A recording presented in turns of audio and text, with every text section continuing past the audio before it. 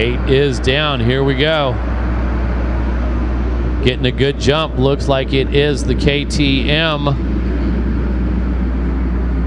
Aiden Babin, the number 15 machine, gets a great jump out of that gate, gets a good drive down into the long short chute. He's followed by the number 91, Gabe Holland. Gabe Holland sitting on great finishes here in this one.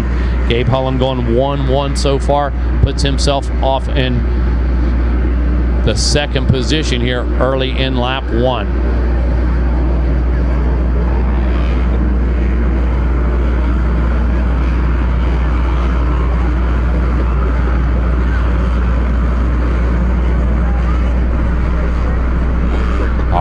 Looks like one rider down just outside of the 10 Commandments. And here we go into Storyland. It's still the number 15, Aiden Babin, out front.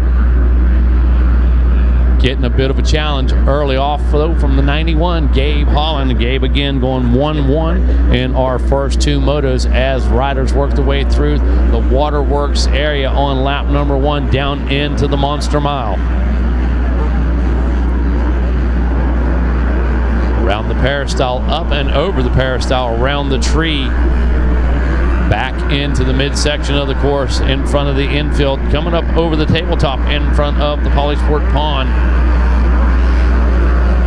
And it is green flag racing out here on lap number 1. Looks like Keegan Rowley now putting himself into the lead. Something back there must have happened back near Waterworks. Did not see the 91 of Holland there. Saw him in the first screenshot. There's Holland. So it is Rowley Holland. Babin now relegated back into that third position. Chase Gunderson in the 4th spot. Chase Canizaro rides in 5th. Ezra Beckett in the number 6 spot. Drew Calloway rides in 7th. Colin Burns on that number 83 machine, he rides in 8th with Brady Weir in the number 9 spot. Jaden Wolf rounds out the top 10. There's the number 91, Gabe Holland, still in pursuit. The 15, Aiden Babbitt right behind him, but Keegan Rowley doing a great job on that number 48 out front as they work their way through the 10 Commandments. Holland triples up and out, not able to close any distance up right there. And to be honest with you, number 15 of Aiden Babbitt closing the gap ever so slightly here on lap number 2. All three fly in formation up and over the rhythm section, leading back into Storyland. Into the shadows now. The bright sun starting to come up overhead. Going to be directly over us here in about another couple hours. Going to be directly overhead. Shadows going to start coming into play here later this afternoon. Battle starting to shape up right now. Down through the Monster Mile we go again. Taking that deep left-hander. That thing not as deep as we've seen over the last couple days, and no hook in that rut as of yet. Big left-hander leading into the tabletop, so starting to get deep and getting a bit of a hook in it. Whoa, who's that down? Is that the 15? It is. It's the 15 of Aiden Babbitt. Catches that rut back there. Before he makes his way into the midsection, has to pick it up, remount, and get back on the gas. Rowley checking in on lap number 2. Holland right behind him. Rowley a 2:06.5. That is fast lap of the race so far. 2:07.4 for Gabe Holland. Chase Gunderson now in that number 3 ride. Chase Canizaro sits in 4th. Aiden Babbitt crosses the line this time in that 5th position. So as we run 1-1-2 for Gabe Holland, Keegan Rowley a 5-4-1 for 10. Drew Calloway an 8-5-6, possible 19 for a 3rd overall, but lots of racing left in this one. 15 minutes left on the clock. And the 3rd moto of our 250C Junior 12-17 Limited.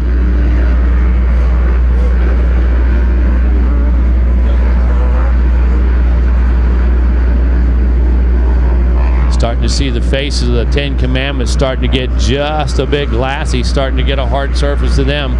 A bit slick as they move their way into this lap number 3. Want to be very careful.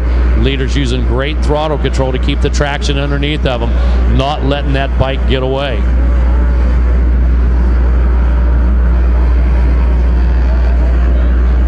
Back through Waterworks one more time. Chase Gunderson. Gunderson filling some heat. That is the number 64 as he comes around that left-hander leading into the Monster Mile. Here we go. Business just about to pick up for the number 64 machine. Into that tight left-hander. Not quite as deep, I said, as we've seen the rest of the week, but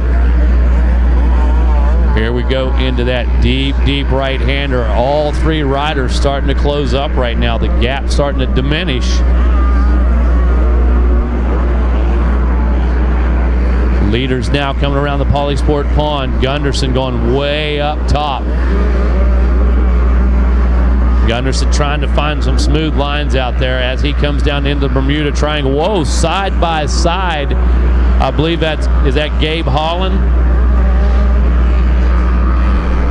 Actually, that was Aiden Babin on the number 15 machine. So Babin working his way past. So Rolly out front, Gabe Holland in that number 2 spot, Aiden Babin in the 3rd position. Chase Gunderson rides in 4th. Chase Canizaro, he's in that number 5 ride. Drew Calloway in 6th. Colin Burns in 7th. Ezra Beckett in the number 8 ride. Brady Weir rides in 9th. And Drayton Smith rounds out the top 10. Leaders come through the long short chute. Here we go. The battle on the screen, that number 64 at Gunderson. Right behind him, you're seeing Callaway and Burns.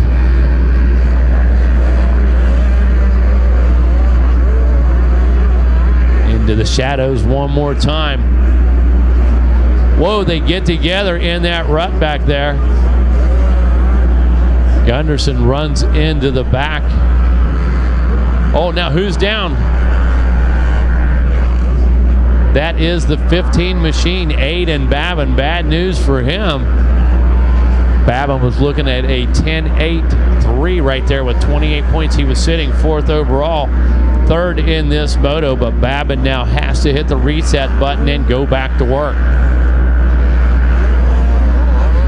Down under 12 minutes last time around, Rowley, Holland, and Babin.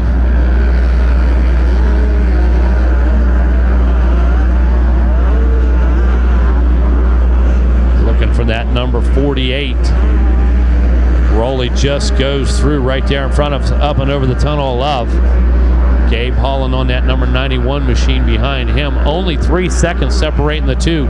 A 2:08.6 for Rowley, a 2:08.7 for Gabe Holland, a 2:07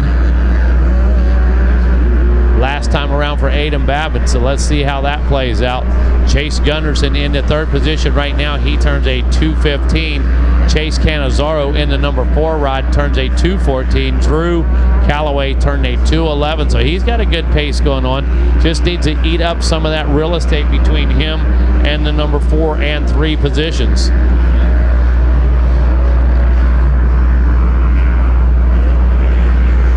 Down to 5 minutes in this one. Holy cow.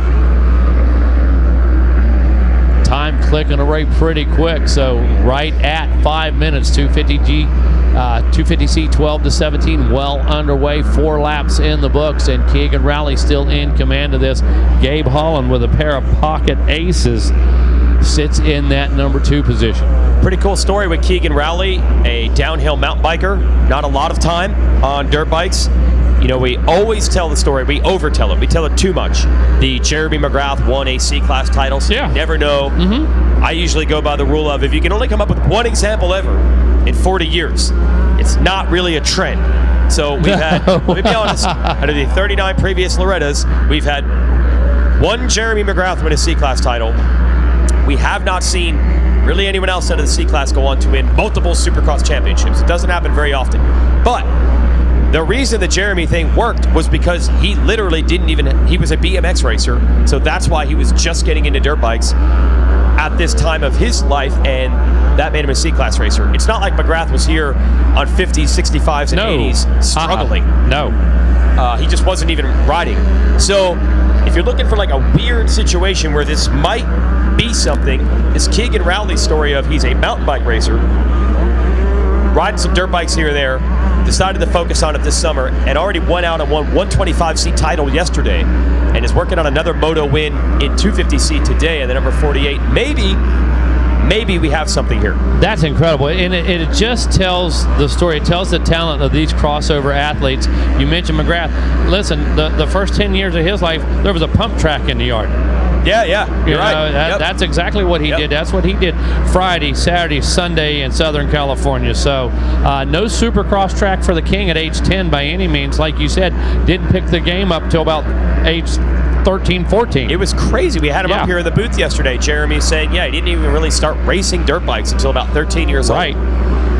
And then 2 years later, he was here at Loretta's. About a year and a half later, I think, winning the C-Class title. So you know you got some talent when you're able to do that. And Jeremy has said over and over, he believes that you've basically got 10 hardcore years in you. Mm-hmm. So you know what that meant? His 10 years were as a pro.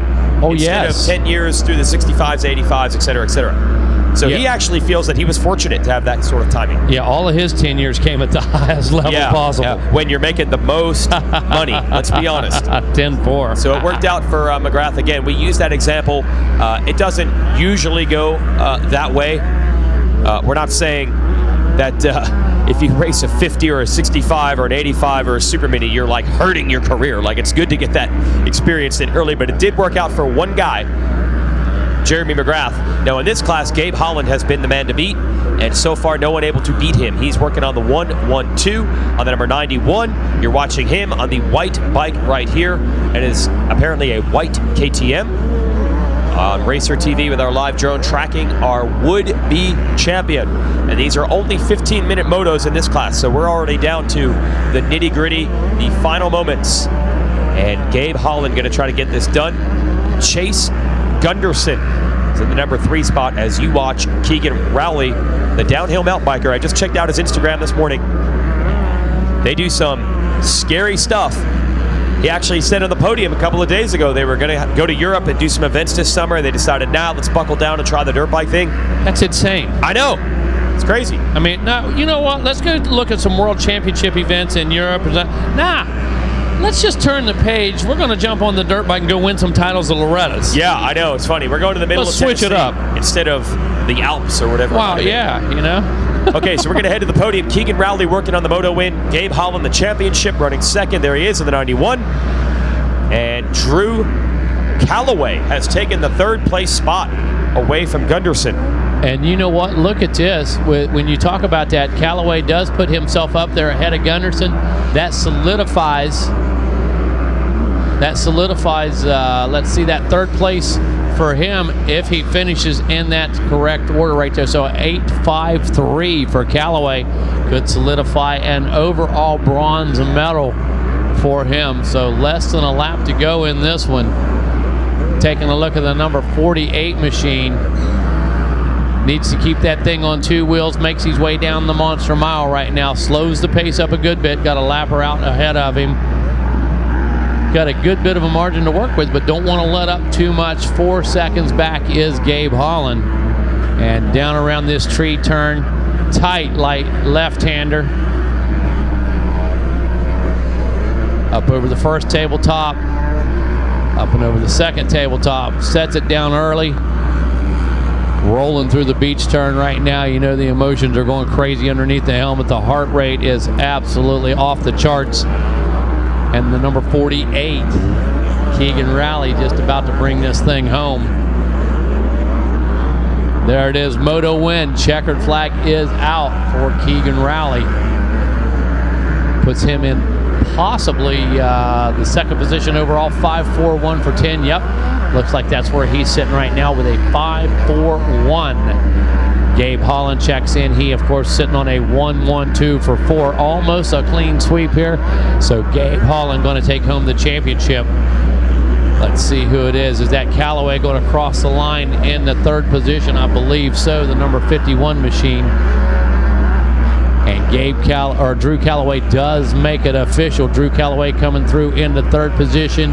That sets him with a 8-5-3. 16 points overall. Aiden Babin coming in right behind him. So on the track, Moto finish, Raleigh, Holland, and Callaway. And that's exactly how they look in the overall. Holland, Raleigh, and Callaway.